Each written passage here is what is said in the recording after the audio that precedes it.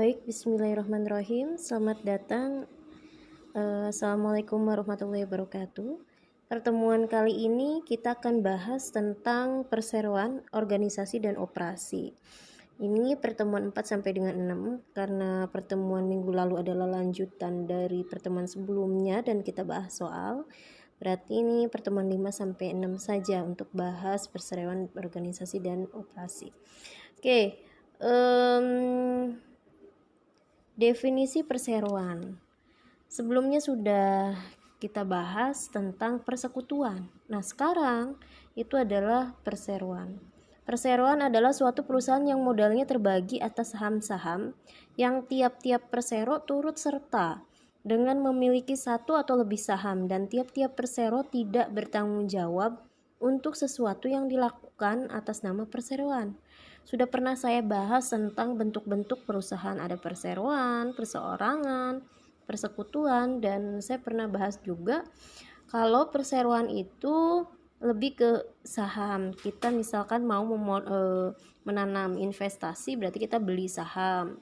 Nah, kita sebagai investor tidak bertanggung jawab nih ketika memang perusahaan itu laba, apa rugi dan lain sebagainya. Kalau laba ya berarti kan kita dapat untung, tapi kalau rugi ya jadi masalah ya.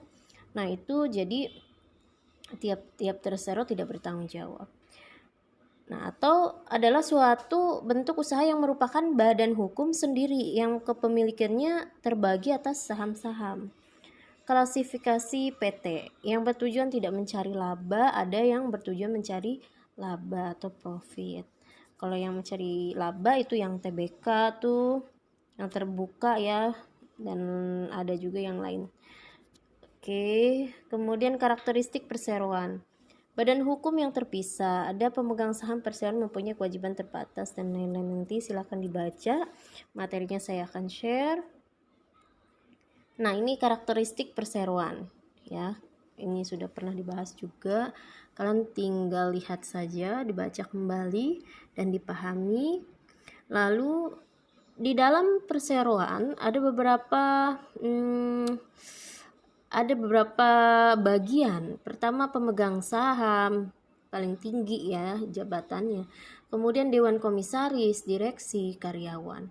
Nah, kita yang sebagai investor itu menjadi paling tinggi kekuasaannya karena kita yang menanamkan modal. Kita di luar perusahaan ya. Dan dewan komisaris bertanggung jawab kepada pemegang saham. Kalau perusahaannya laba, kemudian menjaga laba tersebut jangan sampai rugi dan lain sebagainya. Oke, ekuitas atau modal pemegang saham.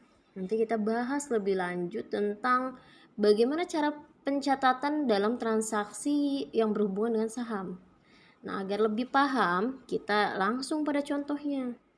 Modal pemilik dalam perseroan umumnya disebut shareholders equity, modal pemegang saham atau stockholders equity, investasi pemegang saham atau modal. Dua sumber utama modal pemegang saham adalah modal disetor atau paid in capital atau contribute capital, yaitu investasi oleh pemegang saham. Yang kedua, laba yang ditahan, retained earning, adalah laba bersih yang ditahan selama kegiatan bisnis. Seperti tergambar dalam ilustrasi ini. Modal pemegang saham, modal di store, saham biasa, ini contoh ya nominalnya. Misal saham biasa di debit senilai $330.000, kemudian di kreditnya laba yang ditahan $80.000. Nah, ini harusnya sejajar.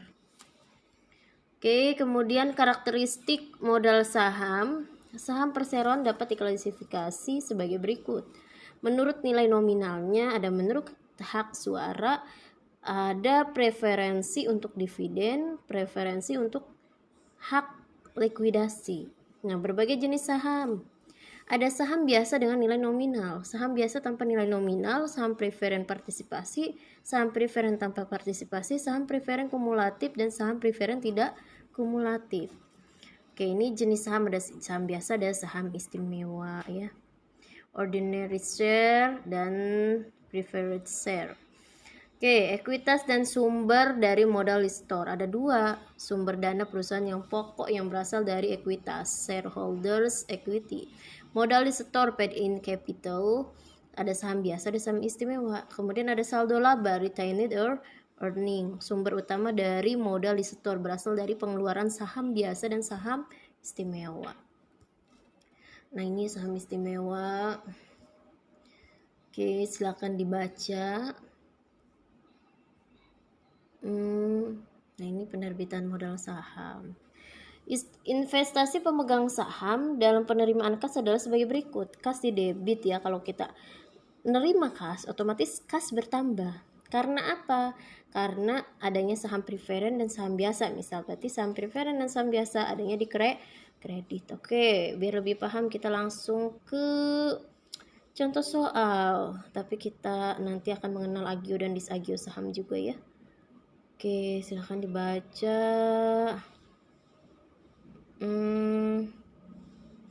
Oke, langsung pada contoh soal.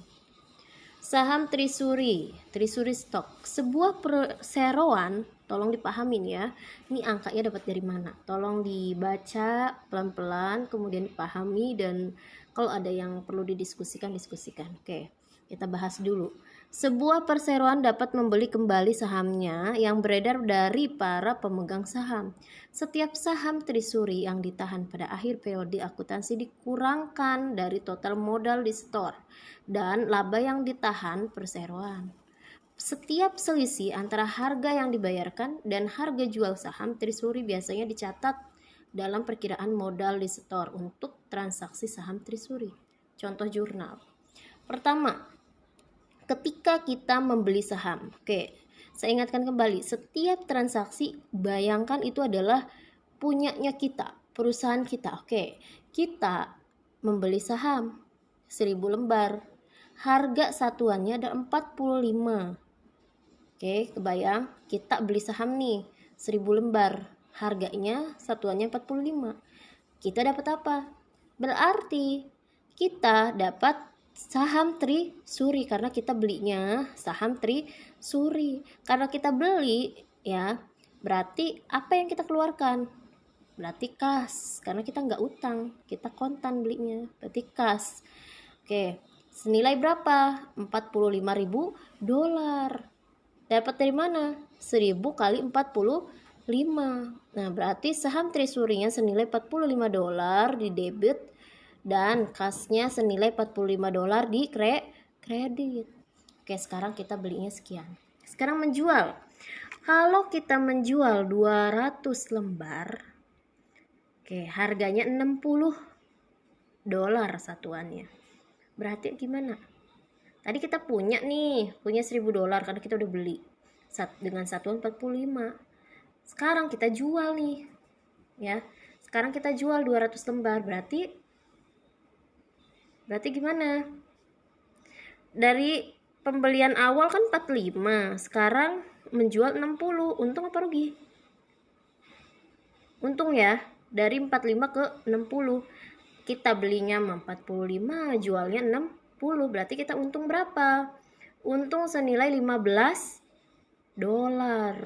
Nah, kalau kita menjual, berarti apa yang kita dapatkan? Berarti kita mendapat kas. Senilai apa? Senilai 12.000 dolar. Dapat dari mana? 200 dikali 60. Kita kan jualnya sekian, berarti kasnya juga dapat sekian kan? 200 kali 60 berarti 12.000 dolar. Beli apa sih? Menjual ya. Menjual apa sih? Menjual saham Trisuri. Saham Trisuri kita 9.000. Dapat dari mana 9.000? Oke, kita lihat dulu modal di store dari penjualan saham Trisuri. Karena kita untung, berarti modalnya simpan di kredit. Untungnya berapa? Tadi kan untungnya selisihnya 15 satuannya. 15 kali 200 lembar. Berarti 3.000. Ya. Berarti modal di store dari penjualan saham Trisurinya 3.000. Selisihnya berapa dari kas? Kasnya tadi 12.000. Karena modalnya 3.000 berarti saham Trisuri senilai 9.000. Oke. Berarti balance ya, debitnya 12.000, kreditnya 12.000. Nah, selanjutnya tadi menjual 60, sekarang menjual 40 dolar. Kalau menjual 40 dolar berarti untung apa rugi? Kan kita awal beli 45, sekarang jualnya 40. Kalau kemarin 60 untung, kalau ini sekarang jualnya 40 berarti rugi berapa? Rugi 5 dolar. Oke, kasnya berapa yang kita terima? Kasnya di debit ya. Kalau rugi berarti modal di debit ya. Ingat saldo normal yang menggunakan tangan itu. Oke, kas ada di debit senilai 8.000. Dapat dari mana? 200 kali 40 ya. Senilai kasnya 8.000. Modal di setornya berapa? Karena tadi 5 ya, ruginya 5. Berarti 5 kali 200 berapa? 1.000 ya. Kemudian kreditnya berapa jadi totalnya? 9.000. Oke, sampai sini paham ya. Selanjutnya silahkan kalian kerjakan latihan soal. Latihan soal ini silahkan dikerjakan. Kalau sudah dikumpulkan minggu depan ya latih soalnya. Sekarang boleh diskusi ya, tadi dapatnya dari mana dan lain sebagainya. Oke, cukup sekian. Terima kasih. Semoga bermanfaat. Billahi taufiq wal hidayah. Wassalamualaikum warahmatullahi wabarakatuh.